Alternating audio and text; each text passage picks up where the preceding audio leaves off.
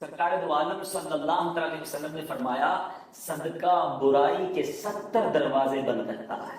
آقا فرماتے جو اللہ کی رضا کی خاطر صدقہ کرے تو وہ صدقہ اس کے اور آگ کے درمیان آڑ بن جاتا ہے۔ ایک اور جگہ نبی پاک علیہ الصلوۃ والسلام نے فرمایا صدقہ دو، صدقے کے ذریعے اپنے مریضوں کا مداوا کرو، بے شک صدقہ حادثات اور بیماریوں کی روک تھام کرتا ہے اور یہ تمہارے اعمال اور نیکیوں میں اضافے کا باعث ہے۔ میں سوال کرتا ہوں اس شخص سے جو کہتا ہے میں نے 1000 دیے 10,000 نہیں ہوئے، آپ نے 1000 دیے اور باہر جا کر آپ کا ایکسیڈنٹ ہونے والا۔ صدقہ برائی کو روکتا ہے نا، بلا کو روکتا ہے۔ آپ کو 10,000 اچھے تھے، یہ آپ کی ٹانگ ٹوٹنے والی تھی وہ بچ گئی، آپ کو خطرناک بیماری لگنے والی تھی۔ حدیث پاک میں یہاں تک آتا ہے کہ صدقہ رب تعالیٰ کے غضب کو بجھاتا ہے، بری موت کو دفع کرتا ہے۔ اور سنو میرے آقا فرماتے ہیں صبح سویرے صدقہ کرو کہ بلا صدقے سے آگے قدم نہیں بڑھاتی، انٹرسیپٹ کر دیتا ہے، روک لیتا ہے، بیچ میں آ جاتا ہے صدقہ بلا کے درمیان۔ کیا معلوم میں نے آج اللہ کی راہ میں خرچ کیا اور باہر ایک بلا، ایک مصیبت، دکان میں ہی آگ لگنے والی تھی، گھر میں ہی آگ لگنے والی تھی، اللہ کے کرم سے صدقے سے وہ بلا ٹل گئی۔ یہ کتنا بڑا انعام ہے۔ تو اے میرے پیچھے اسلامی بھائیوں، مدنی چینل کے ناظرین ہمیشہ یاد رکھیں، بلاؤں سے بچنا چاہتے ہیں، مصیبتوں سے بچنا چاہتے ہیں، اپنے مال میں برکت چاہتے ہیں، بری موت سے بچنا چاہتے ہیں، عمر میں اضافہ چاہتے ہیں، آپ صدقہ دینے کے عادی بن جائیے، اللہ کی راہ میں خرچ کرنے کے عادی بنیے کہ صدقہ بیماریوں کو ٹالتا ہے، صدقہ برائی کے 70 دروازے کو بند کرتا ہے، صدقہ بلا کو نیچے نہیں اترنے دیتا ہے۔ بڑی بات یاد رکھیے گا، ہمیں نہیں پتا ہوتا، ہم صبح اٹھتے ہیں مثال کے طور پہ اور کوئی بلا آنے والی ہوتی ہے، حدیثوں کا مضمون ہے جب انسان صدقہ دیتا ہے نا تو بلا اوپر سے اترتی ہے، صدقہ جا کے اسے روک لیتا ہے، انٹرسیپٹ کرتا ہے اور یہ لڑائی جاری رہتی ہے۔ صدقہ بندے پر بلا اترنے نہیں دیتا۔ اب بعض اوقات کیا ہوتا ہے، کئی لوگ ہوں گے جو بیانات بھی سنتے ہیں، کتابوں میں بھی پڑھتے ہیں کہ اللہ کی راہ میں ایک خرچ کرو 10 ملتا ہے۔ اب ہو سکتا ہے مسجد میں ڈبے میں 100 روپے ڈالے اور شام دکان پہ انتظار کر رہے ہو کہ ابھی تک 1000 روپے بنے نہیں ہیں۔ مولانا صاحب نے تو کہا تھا ایک کا 10 ہو جائے گا، کسی فقیر کو 10 روپے دیے انتظار کر رہے ہیں، 100 روپے کہاں ہے بھائی، ملٹی پلائی میں 10 ہو کے ملنا چاہیے تھا۔ تو ہم صرف مالی فائدہ سوچ رہے ہیں۔ میں آپ سے پوچھنا چاہتا ہوں، آپ نے اللہ کی راہ میں خرچ کیا 1000 روپے 10,000 روپے یا 1,00,000 روپے اور اب آپ منتظر ہیں کہ ملٹی پلائی ہو جائے، لیکن کیا معلوم آپ کے گھر میں آگ لگنے والی تھی، کیا معلوم آپ کا روڈ پر ایکسیڈنٹ ہونے والا تھا، کیا معلوم آپ کا بچہ جو باہر کھیل رہا تھا اس پر کوئی خطرناک بلا آنے والی تھی، مگر آپ نے جو صدقہ دیا اس سے وہ بلا ٹال دی گئی۔ مجھے بتاؤ وہ 1000 کا 10,000 ہونا اچھا تھا یا ہم پر اتنی بڑی بلا کا ٹلنا اچھا تھا؟ تو ہمیشہ اللہ کی راہ میں صدقہ دیجیے، آپ یقین کریں آپ خوشحال ہو جائیں گے، آپ کی مشکلیں آسان ہوں گی۔ مگر دوبارہ وہی بات کروں گا کہ نیت اچھی ہو، صدقہ دیتے وقت، خرچ کرتے وقت، کسی کی مدد کرتے وقت احسان نہ جتانا۔ یاد نہیں تجھے تیرے بچے کی شادی میں نے کرائی تھی، بھول تو نہیں کیا قرضہ میں نے دیا تھا، ہاں تو ریڈی لگاتا تھا، میں نے تجھے جناب دکان کا کرایہ دیا تھا۔ یہ احسان جتا کر تو صدقہ ضائع ہو جائے گا۔ یا ایھا الذین آمنوا لا تبطلوا صدقاتکم بالمن والاذی، اے ایمان والو اپنے صدقے ضائع نہ کرو احسان جتا کر، تکلیف پہنچا کر۔ تو کچھ لوگ صدقہ دیتے بھی ہیں، مدد کرتے بھی ہیں، پھر ساری زندگی جتا رہے ہوتے ہیں، تو یہ بربادی ہے، یہ نہ کریں۔ بس اللہ کے لیے، اللہ کی رضا کے لیے آپ خرچ کریں اور پھر دیکھیں اس کی برکتیں کیسے ملتی ہیں۔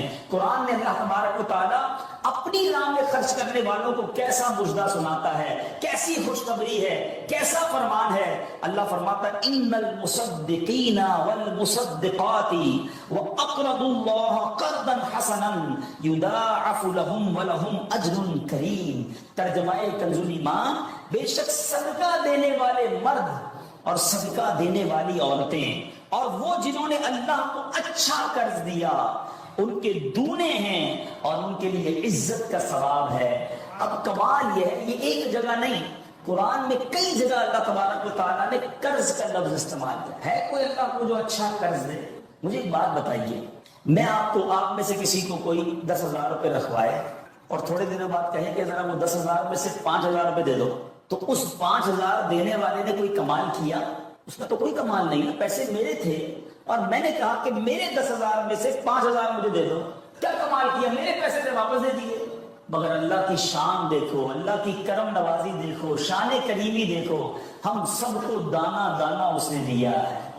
ہم تو پیدا ہوئے تھے، کپڑے بھی جسم پر نہیں تھے، کھانے کو اس نے دیا، پہننے کو اس نے دیا، گھر اس نے دیا، مال اس نے دیا، سب اس نے دیا. مگر جب اس کی راہ میں خرچ کرنے کی باری آتی ہے تو کہتا ہے، فرماتا ہے قرآن میں ہے کوئی جو اللہ کو اچھا قرض دے؟ اللہ کا مال ہے، ہم نے کیا کمائی کرنا تھا؟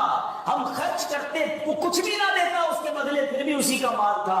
مگر مہربانی دیکھو، مال بھی وہ دیتا ہے، توفیق بھی وہ دیتا ہے، خرچ کریں تو ثواب بھی وہی دیتا ہے، عطا بھی وہی کرتا ہے. اور علماء نے بڑی زبردست اس میں ڈیبیٹ کی ہے، مفسرین نے بحث کی ہے کہ جناب ان آیتوں میں قرض کا لفظ کیوں لایا گیا؟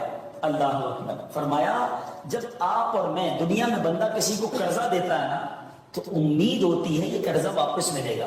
اگر امید نہ ہو تو پھر یہ قرض نہیں ہے، پھر تو تحفہ ہو جائے گا نا. آپ کسی کو تحفہ دیتے ہیں تو آپ کو پتہ یہ واپس نہیں آئے گا، لیکن قرضہ دیتے وقت آپ طے کرتے ہیں کتنے دنوں میں دو گے، کب دو گے، کیسے لوٹاؤ گے. تھوڑی بندہ معلومات بھی کرتا ہے، یار قرضہ دے رہا ہوں واپس ملے گا نہیں ملے گا. تو قرض کے جب بھی لفظ لون آئے گا، قرض آئے گا، اس کا مطلب یہ کہ یہ واپس ملنا ہے. تو اللہ نے قرآن میں گویا وعدہ فرما لیا ہے کہ تم جو میری راہ میں خرچ کرتے ہو، یہ اللہ کو قرض دینا ہے، یہ تمہیں واپس ملے گا، یہ لوٹایا جائے گا اور زیادہ دیا جائے گا. تو ہمیں اللہ کی راہ میں خرچ کرتے وقت یہ ذہن رکھنا چاہیے. سبحان اللہ. اب بانٹنے سے کیا گھٹتا ہے؟ بڑی خوبصورت حدیث ہے، بات ذرا سمجھیے گا.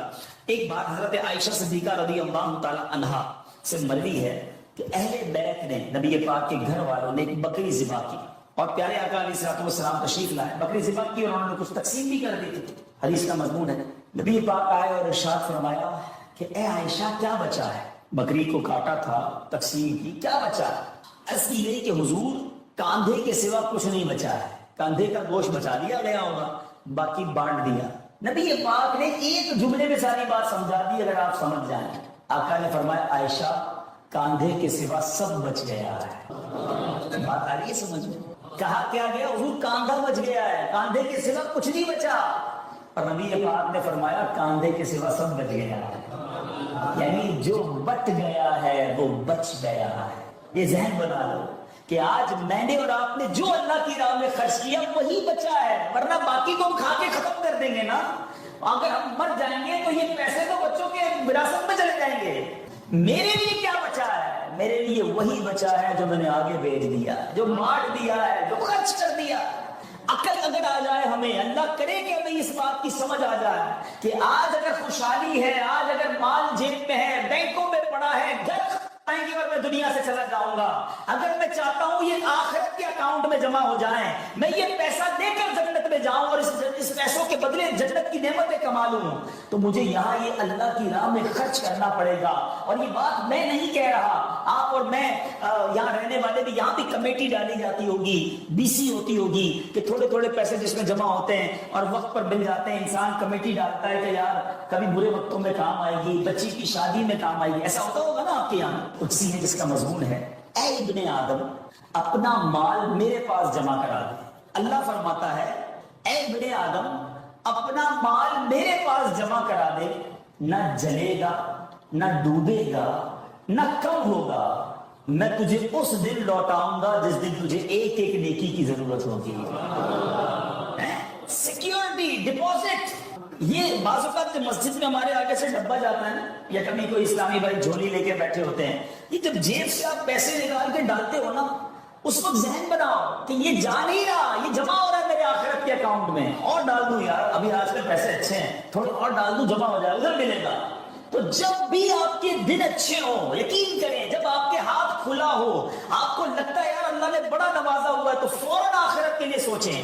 جیسے ہی زیادہ پیسے آتے بندہ سوچتا ہے نا یار آج کل اچھے پیسے ہو گئے، کوئی اچھی جگہ پر گھر لے لیتے ہیں، چلو بچوں کو لے کے کہیں سیر کرانے جاتے ہیں. آپ اپنے پیسے کو دنیا میں انجوائمنٹ کے لیے یوز کر رہے ہیں، تو اسی پیسے کو آخرت کی انجوائمنٹ کے لیے، آخرت کی لگژریز کے لیے، آخرت کی نعمتوں کے لیے استعمال کرنے کا ذہن بنائیں اور دیتے چلے جائیں. تو وہ بیٹا جس کے لیے باپ نے زندگی گزار دی، کروڑوں اربوں روپے چھوڑ کر گیا، وہ کہتا ہے ابھی تو ہاتھ بڑا ٹائٹ ہے، تو ابھی بعد میں کریں گے، تو بعد میں دیکھ لیں گے. اور ہم دیکھتے ہیں اس کے بعد مرحوم کے لیے بظاہر کچھ نہیں کیا جا رہا، تو آج مجھے اور آپ کو اپنی فکر خود کرنی ہے. اگر آپ نے پیسے کمائے ہیں نا, آپ نے مکان بنائے ہیں, آپ نے جائیدادیں بنائی ہیں, تو اپنی فکر خود کیجیے. اس کے دو طریقے ہیں. ایک طریقہ تو جو ماشاءاللہ یہ ہمارے عالی صاحب نے کیا کہ اپنی زندگی میں ہی انہوں نے ماشاءاللہ یہ مسجد بنا دی, مدرسہ بنا دیا, بہت اچھی بات ہے, یا تو یہ کر لیں.